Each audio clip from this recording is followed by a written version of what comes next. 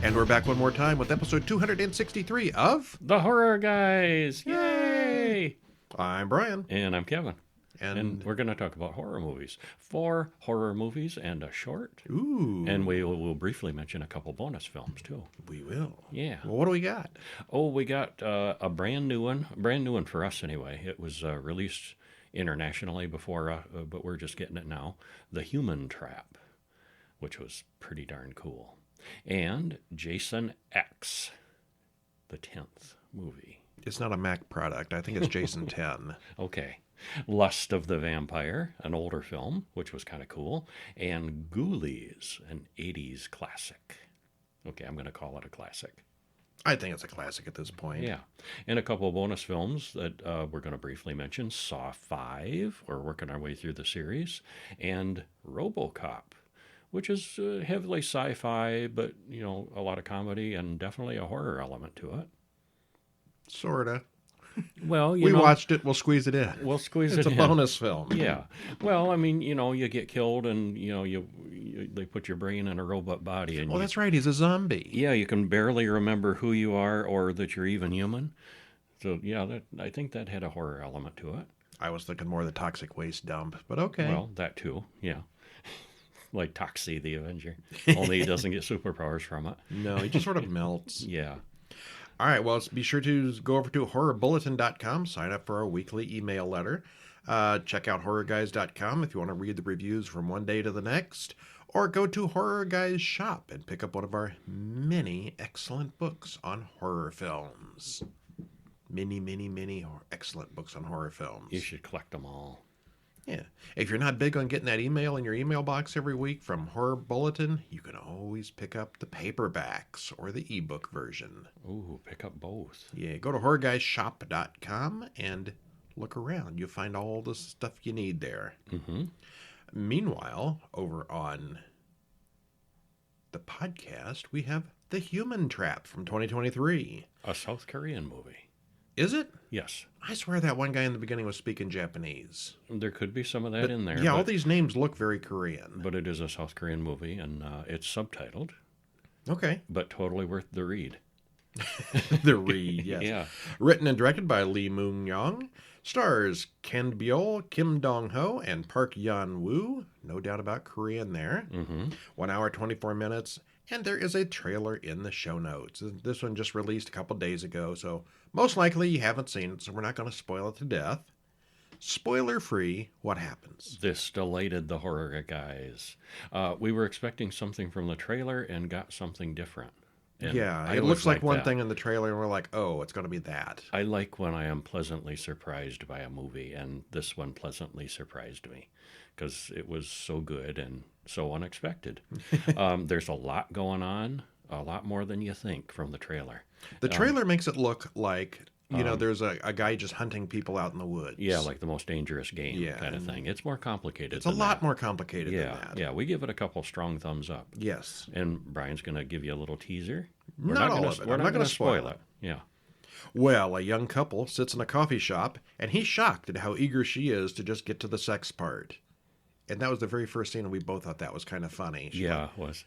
So, and he's like doing the small talk, and she's like, can we just go have sex? Yeah, and she chugs her drink. You know, like, let's go. The next thing we know, they're parked in his car in the middle of the action when his phone goes off with the most annoying ringtone ever. Do you have to answer that?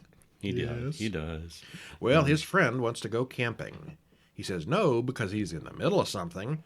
But the girl says, yeah, she's into that. Camping alone with 2 guys? They can all have sex there. Yeah, even better. And he's not going to turn that down. Well, the 3 arrive where they plan to camp and hear gunfire out in the woods. Well, an older man, their temporary guide, meets the group, and he talks to the man with the gun on the phone. He says it's a wild boar that the other man is hunting. Yet there's another girl who goes along with them, so there are 5 in the car now. One of the girls gets a notification on her phone that the funeral home bill for her mother is overdue, so she throws the phone out the window. That was a bit of an overreaction. It was, but then, you know, the trope of, you know... I kept thinking they'd come back to that phone later. No, they didn't. No. It just adds to the trope of, you know, being out in the middle of nowhere with no phone service. Well, she literally doesn't have a phone. So. Well, the group parks their car and walks up the sides of a woodsy mountain. They walk past some bear traps, so this looks like just a great place to camp. Yeah, watch your step. Don't leave the camp area. Yeah. Well, the guide drops them off at a tent and warns of the traps in the woods, but now he has to go off to a church service. And I noticed that the blurb and the story and everything that you read about this said that they are kidnapped by a Christian wacko, a Christian something or other. And you know, his religion and church, it got mentioned That once or was twice, but it was a really very minor point. thing. Yeah, I mean, he's a wacko. I was expecting to be like right-wing Yeah. fundamentalists or something like that, but No, it's almost a non-issue. It's not about the religion at all. No. No. Well, we cut to a dirty, hungry man in the same woods, eating food from a dog's bowl. He smells the meat from the camper's grill and heads their way. One of the guys finds a mannequin in the woods and thinks that is just hilarious. They all talk and interact for a bit, so we get to know the four young people a little better. Well, then the homeless-looking guy arrives in camp, and he's got a big knife. He takes their stuff, including Shyrim's clothes and Ki Young's phone. Actually, then, he takes all their phones. They break into the park manager's office and find dozens of dead phones in there, along with watches and jewelry. And they only have one phone charger, and it's broken. Oops. Well, they want to walk back down the mountain, but it's nearly dark, and there's a lot of bear traps out there. Well, we're going to stop at that point. We are, because stuff gets complicated from Yeah. there. Okay, and as we already mentioned, this did not go the way we were expecting from the trailer. It kind of looked like The Most Dangerous Game, you know, where the hunter chases after humans. Mm-hmm. And there's a little element of that, but there's a lot more going on here than just a crazy hunter. Turned out to be a lot better than either of us were expecting. We definitely recommend it. Yeah, big thumbs up. Yeah. So are you feeling lusty? I am. I am lusting for a vampire. Lust of the Vampire from 1957, also known as I, Vampiri, and also The Devil's Commandment. I guess the lust of the vampire was a bit strong for American audiences in the 50s. Mm-hmm. Well, The Devil's Commandment wasn't. Yeah. Directed by Riccardo Freda and Mario Bava. Written by Piero Ragnoli, Mario Bava, and Riccardo Freda. Stars Gianna Marie Canale, Carlo D'Angelo, and Dario Michaelis. Hour and 22 minutes. This is listed on a lot of those classic giallo movies. Mm-hmm. And I'll tell you, it's It's been a while since pretty we watched tame. it. As far as giallo movies, it's a tame one. And until I had read this to put in the newsletter yesterday, I didn't remember what this was even about. Yeah. I mean, it's good, but it's tame. Yeah. Yeah. It looks good with excellent sets and effects. It's a bit of a mystery. Who is this vampire that's draining bodies of blood? It's more complicated than that, and worth the watch to find out. Well, spoil it for us. Well, some boys in Paris find a body floating in the river, and the body has not a single drop of blood in it, or any real injuries, just like the others. It's been 4 girls in 6 months. Uh-oh. Well, they call the killer the vampire, and reporter Pierre wants to break the case. And we cut to someone breaking into a file cabinet with medical records. The person pulls out a file for Nora. Well, then we go to Nora, who's reading the newspaper about one of the murders. She's waiting after her work for her boyfriend Giorgio. And we see a shadowy man approaching her dressing room. The man walks up behind her and chloroforms her. And she's reported missing. But Pierre, the reporter guy, thinks the vampire might be involved. Well, the forensic police say that all the victims were the same blood type, and they all have traces of needle marks on their bodies. Pierre asks some of the schoolgirls about Morel, the girl from the river, and they describe a man who had been following them. Gazelle goes to see Pierre. She wants Pierre to stop up and visit her at the castle.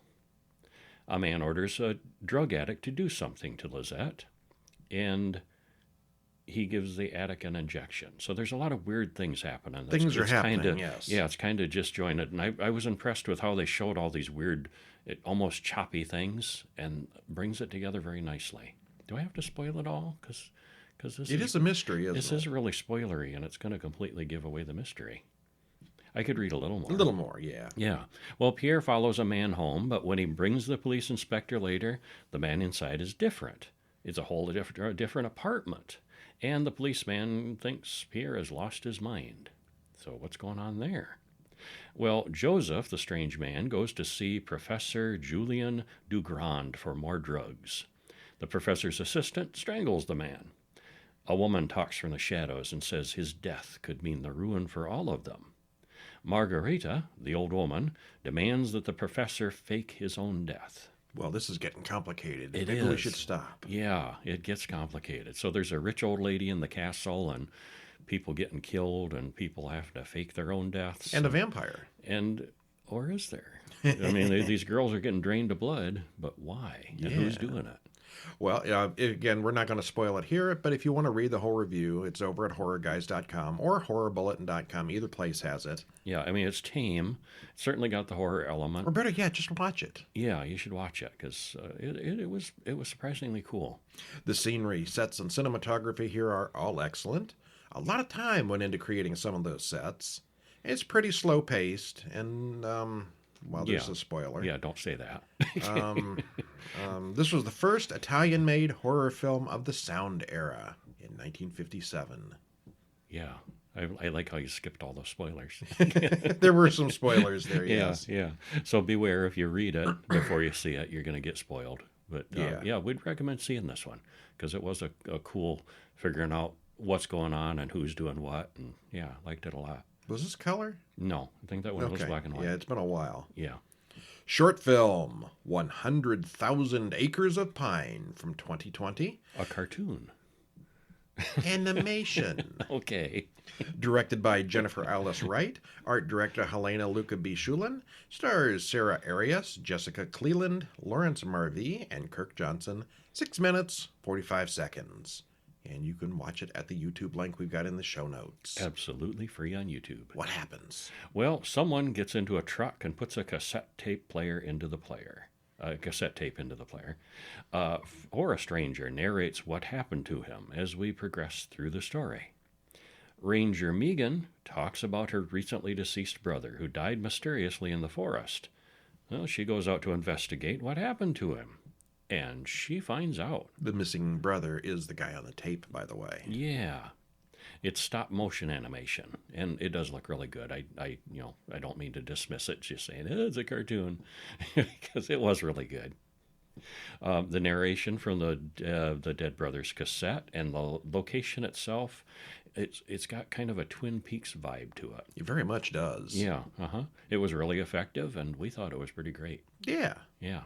Needs to be a full 2-hour movie, and then a series that follows like Twin Peaks. Oh, yeah.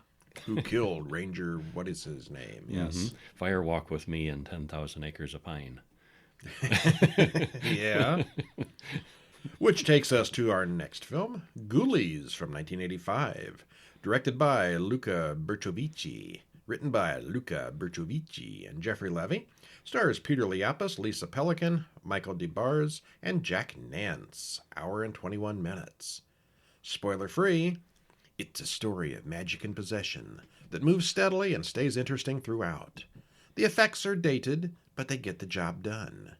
There aren't a lot of surprises, but it's memorable and worth the watch. Yeah, I don't know if I'd go as far as to say it's held up, but there's a lot to like about it still. When this came out, I watched it like 2 or maybe 3 times in the theater. I really liked this one when it came out. Oh, yeah, I saw it later. I didn't saw it when it came out. Last week when we watched it, it was like, eh.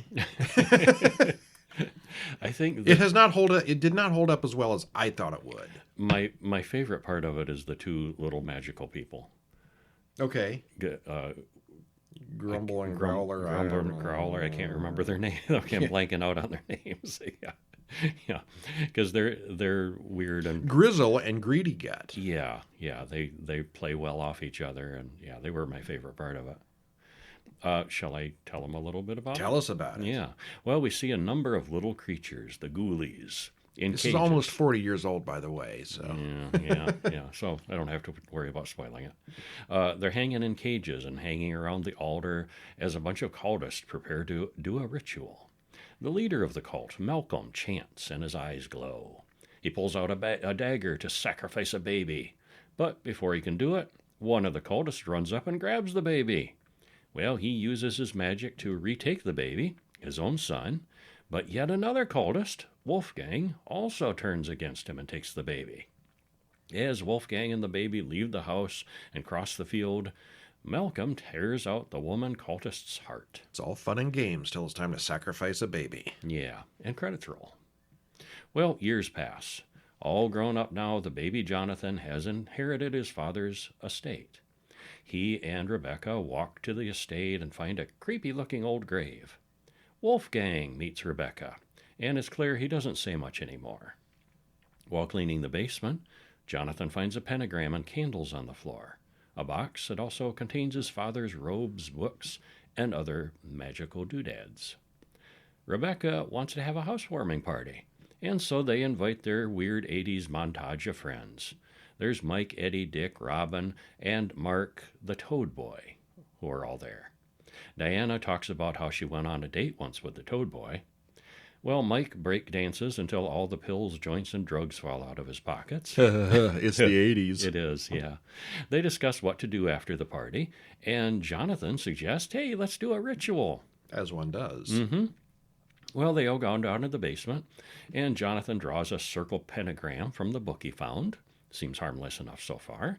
And he does a very serious-sounding ritual, but nothing happens. So they all go upstairs, and a few minutes later, a ghoulie appears. Nobody's around to see it, though. Turns out it did work, yeah. Well, the next day, Jonathan starts cleaning up the house and ends up doing another ritual in the basement. And he soon becomes addicted to magic. Or is he just being used by his father's spirit? He paints a very elaborate spell circle on the floor and then makes a cool amulet, which he gives to Rebecca. That night, he summons up some more ghoulies, and this time he knows what he's doing, and he sees the ghoulies. He tells them they can roam the grounds, but they have to remain invisible to everybody else. And they don't say anything. They're just grunting little slimy creatures. They're kind of cute in a horrible kind of way. Well, he continues to practice his magic until Rebecca comes home early and catches him in the act. He apologizes and promises to stop. They have sex that night, but down under the bed, the ghoulies have made their own magic circle. Jonathan recites a chant through the act, which annoys Rebecca, so she leaves. Well, for his next trick, Jonathan conjures up two magical little people, Grizzle and Greedy Gut, who vow to serve him.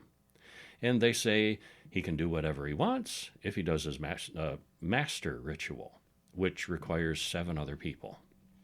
So it's time to invite the weird friends back. Rebecca returns and wants Jonathan to leave the house and go away with her. Well, she sees his green glowing eyes and freaks out, understandably, but he uses his magic to make her stay. And brings back the friends to return for another dinner party. And the friends all go into a trance, so Jonathan seems to beam them down into the basement, where Grizzle and Greedy Gut wait to perform the big ritual, as the ghoulies watch from the shadows. Well, they all chant, the grave out in the backyard lights up, and old dead Malcolm rises from the grave. Uh-oh. Yeah, that's not good. Afterward, Jonathan tells them all to pick a room for the night. They don't seem to remember the ritual or anything. They just kind of wake up at the dinner table. Well, we soon see that the ghoulies do only serve one master, Malcolm. Mark and Donna are next to the fountain when a group of ghoulies attack them. Inside, Eddie and Mike laugh at how much of a screamer she is. Elsewhere, Robin is attacked by a clown puppet that bleeds green ooze out of its eyes. The 80s were the great time for clown puppets. Clowns were scary. Before long, Jonathan finds all of his friends are in comas, and Rebecca is unconscious. Well, Malcolm enters the room and says that Jonathan has always been doing his bidding. He's looking a little better, but far from good. He's pretty ghoulish looking. Malcolm plans to steal Jonathan's youth, and it seems that Jonathan has lost whatever power he had.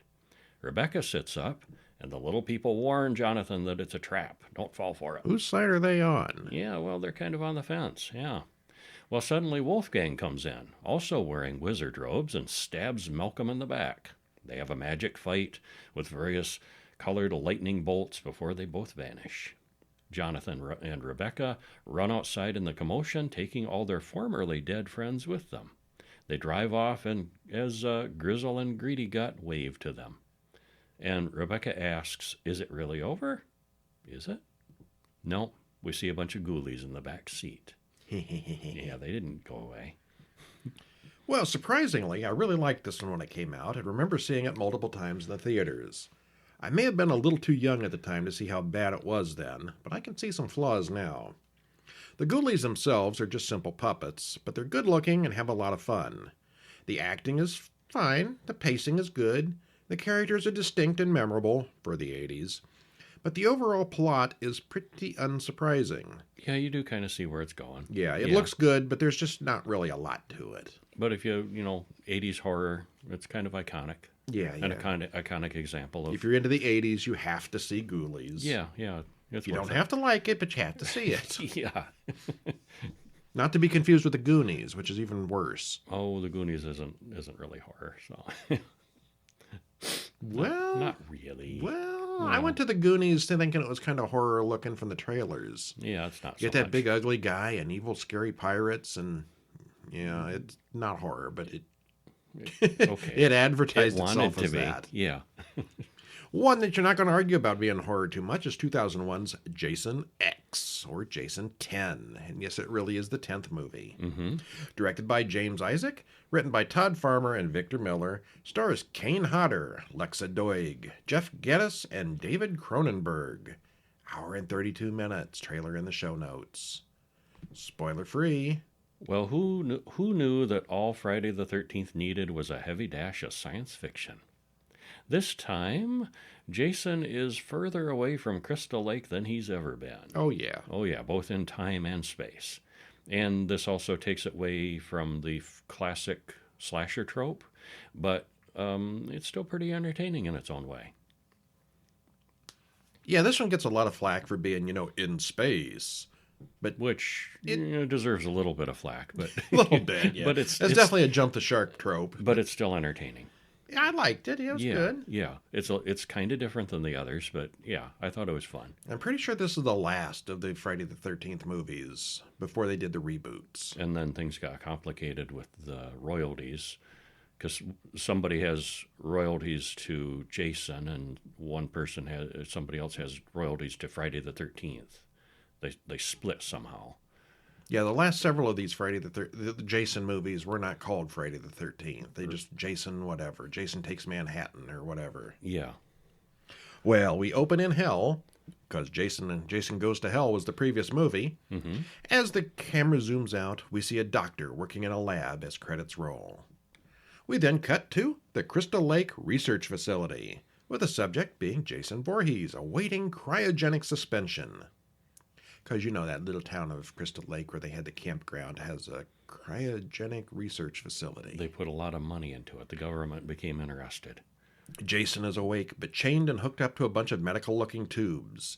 The attendant gets creeped out and throws a sheet over Jason's face. Dr. Wimmer arrives to take possession of Jason, and Rowan says it's not worth risking transporting him. Wimmer says Jason's ability to regenerate would be a great leap forward in medical science. Wimmer then overrules Rowan and goes in to see the monster. So they've really taken away the supernatural element in this one. It's science. Yeah, sort of. Sort of. Well, they pull the sheet off, and it's the attendant underneath. Uh-oh. Switcheroo. Uh-huh. There's a big gunfight as Wimmer gets impaled. I'd like to know how Jason got that machete so easily. Yeah, he didn't have a machete, and yet Suddenly he did. Suddenly he's got a machete. Where'd he have that stuck? Yeah. Oh. Well, Jason chases Rowan around the huge industrial-looking facility. She backs him into a cryogenic chamber and freezes him solid. Never see him again, I bet. Right. Well, he stabs through the door, and Rowan as well, causing a lockdown that traps her inside as the chamber leaks and freezes the entire room. Yep, Jason and her and the whole room gets frozen. I don't think those kind of things get that cold. Well, I don't think they work like that either. No. No. People in gas masks descend into the cobweb-filled facility. They open the cryogenic lab door, and they mention that the cryo unit was from 2010, and they waste no time in opening the big door to Jason's chamber. They also find Rowan, who is frozen along with everything else. KM-14, an android, says she can be revived. Just then, Jason's frozen corpse falls over, cutting off Azrael's arm in the process. He doesn't even have to be living to Even do as a this stuff. frozen icicle, he's cutting people's arms off. Yeah. The group carries everything out into the post-apocalyptic hellscape outside their spaceship. Jason's been frozen for 450 years. And they soon dock with the mothership somewhere near Jupiter. Well, things have changed in Crystal Lake. In 450 years, yeah. They rush Rowan to the lab, and that other big frozen corpse along with her, too. They fix Azrael's arm quickly in the rejuvenation booth, and Professor Rowe takes over the resuscitation attempt on Rowan. They cover her up with regenerative nanobots, and she's soon just fine and awake. The first thing she asks is it contained? Well, Well, sort of. Professor Rowe's boss asks if the other specimen is Jason Voorhees, who went missing and probably would be worth a fortune for research. Well, Adrienne examines Jason. He's got an undersized brain, and his skin is unusual. You're telling me. Mm-hmm. She cuts off his mask, and he's a real mess underneath. Of course, he's slowly defrosting the whole time, and it's not long before we see him twitching and flexing. Should have left him frozen. Meanwhile, almost everyone else aboard the ship is having sex, because this is a slasher movie. Yep. Jason sits up and grabs Adrienne, freezing her head solid in liquid nitrogen and then smashing it. He then picks up a surgical machete. He's got a machete again. Why would you have a machete Why would you in have surgery? why would you have a knife that big? Yeah, but it's a thing for Jason. I guess. Yeah. Well, Rowe talks to Rowan about her ordeal, and she explains about the several attempts to execute Jason, but they just could never kill him. But they could freeze him. Rowan meets all the other people, but we get a full set of introductions of all the characters now. Rowan learns that Jason has been brought aboard and warns everyone that he cannot die. Rowe insists that they have it all under control. They did not have it under control. She wants to see him, and they all find Adrian's dead corpse. Elsewhere on the ship, Jason kills someone else. Sergeant Brodsky gets on the case and prepares his Marines for battle. I'm sure it's going to be just like Aliens. Space Marines. A couple of soldiers play on the holodeck, shooting big aliens. Then Jason appears and cuts both the humans into little pieces. Nope, that was just their digital avatars. They end the game, and Jason is still there. And that's funny too when they're fighting the holographic monsters and Jason walks in and they're They think like, he's one of is them." this a, I've never seen that program before. What is that? And then they realize, oh, he's real. But- they realize it hard. When they turn off the holodeck, they don't live long in the real world either. Yeah. Well, the soldiers find Jason and shoot him rather excessively, but he's gone when all the smoke clears. Soon everyone is wary of dark corridors and the shadowy engine rooms. It becomes obvious that Rowan was right. Jason cannot be killed. On the other hand, the soldiers can be, and they soon are. And it's one of those lots of gunfire on a spaceship situations. I was watching A submarine movie this the other week. day, This yeah. week, I saw a couple of submarines. One of them was U-571, which was actually a decent movie. But oh my gosh, the gunfire on the submarine! Every bullet that doesn't go inside somebody's body is going in walls or machinery in a submarine. And it's the same way in a spaceship. And yeah, they're okay. Same here. Well, spaceships are probably a little more heavy duty than submarines. I don't know. Well, the ship approaches the big space station, but Jason kills the pilot, and the ship crashes right into the space station and then continues on past it when it explodes. Yeah, that was something. I don't know about body count, but that really bumped up Jason's number. Oh, it sure did. There was like yeah. 100,000 people on that space station. Like a city. It was basically a city in space. Not anymore. Yeah, you always see those body count posts on Facebook, and it says Jason has like 150. No, he's got No, more they than forgot about that scene. that. Yeah, they did. Yeah. Jason and the professor have a one-sided discussion about money. Everyone else decides to make for the shuttle, and they all split up, because it's a slasher movie. Kinsa steals the escape shuttle, but the fuel lines are still attached, and it explodes. Now there's no way off the ship. Now you've done it. KM-14 gets a battle upgrade, and she's all super soldiery, until Jason stabs her once. Nope, she fakes it. She shoots him repeatedly. She shoots his arm off, and shoots his leg off. Jason falls down, and he shoots him into little pieces. Yeah, she just really blows him apart. Another ship radios that they can help, but there may not be enough time before the ship explodes. They fix up Brodsky in the medical bay, and they make plans to separate the exploding part of the ship from where they are. It's crazy, but it just might work. It might. Except they didn't notice that Jason's bits and pieces are laying on the medical bed, which is active. Ah, that loyal computer is fixing up. Oh, somebody's hurt. The nanites do their thing, and they rebuild him stronger, faster, and better. It's a whole new, upgraded Jason. Cyber Jason. And he does look pretty cool. Yeah, he does. As the humans work to save the ship, the new and improved cyborg Jason shows up, and he's more than a match for KM-14 this time. They detonate the explosives to split the ship in two, and Jason's on the other side. Right? Yep, it's fine. Well, the rescue ship arrives outside. Jason decompresses the hull by punching through it from the outside. Okay, maybe the hull isn't that strong. No, well, it's not Jason-proof. The rescue ship docks with them, but they can't get the door open, so Brodsky has to go outside and rewire something. They distract Jason by turning on the holodeck and setting him to a very familiar-looking camp by the lake. They just happen to have that programmed in there, huh? No, I think they can improvise and whip things up quick. There are even some stereotypical holographic teens there that he can kill. Make him feel right at home. And it was funny because the teens are so over the top. It's a couple of bikini-clad girls, and they're like, "Oh, I'm gonna go do some drugs after I have sex," and I'm gonna, they're just going on about. They're parodying their own movie. All the tropes that Jason, that Jason killed the teens for, and yeah. Well, the humans get the airlock doors open and run across to the rescue ship as things start to explode. Brodsky seals the other outside while he waits to die with Jason. The whole ship explodes.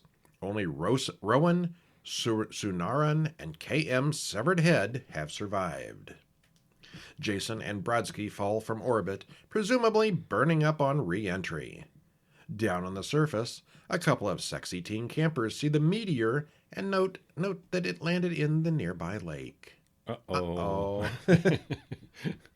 All right, well, clearly it's not aliens, but that's the story they were trying to parallel here. A little bit, yeah. If you include all the dead people on the Solaris space station, this is probably the highest body count ever in a Jason movie. It wasn't a direct kill, but, it's in a Jason movie. He It's should his get fault. credit. Yeah. Yeah, it was his fault. The music, I like the music in this, and it kind of sounds like something from Hellraiser, which would have been the crossover we really need. That would have been interesting. Jason versus Pinhead. Uh-huh. But not this time. The sets look good, the acting is atypical for this kind of story, and the plot is fun. The spaceship CGI is kind of dated, but it works. Well, when any franchise does its version of In space. they're clearly scraping the barrel for ideas, but it's not always bad. This one's more of a sci-fi monster in an enclosed space story than a Friday the 13th story, but it is kind of fun. Yeah, I enjoyed it thoroughly. Yeah. Probably not a bad movie to end Jason on Yeah, it's all right. until the reboots. Mm-hmm. Well, that's it for today. If you check out horrorbulletin.com, you can read our reviews on Saw V. Goes next with Jason X and Saw V. 5. Oh, V. 5. Yes. I thought you were going to saw a V in somebody, like V.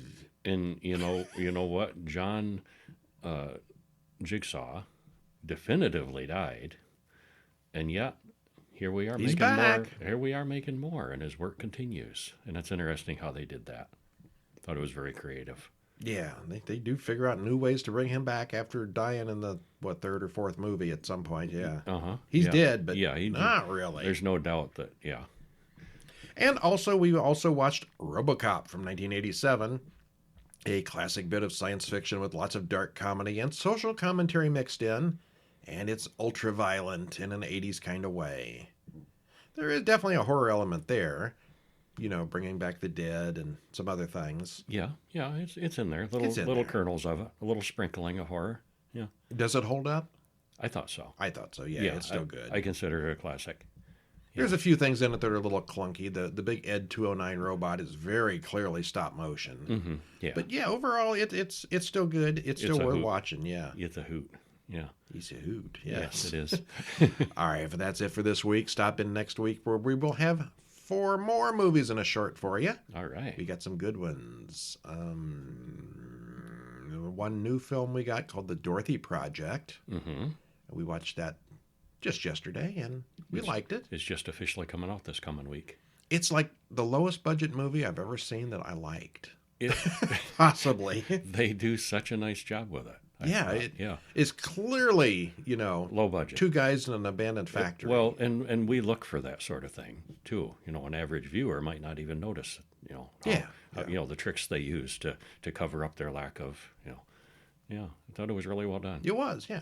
Well, we'll talk about that next week. Mm-hmm. All right. Until then, I'm Brian, and I'm Kevin. We'll see you next week. See ya.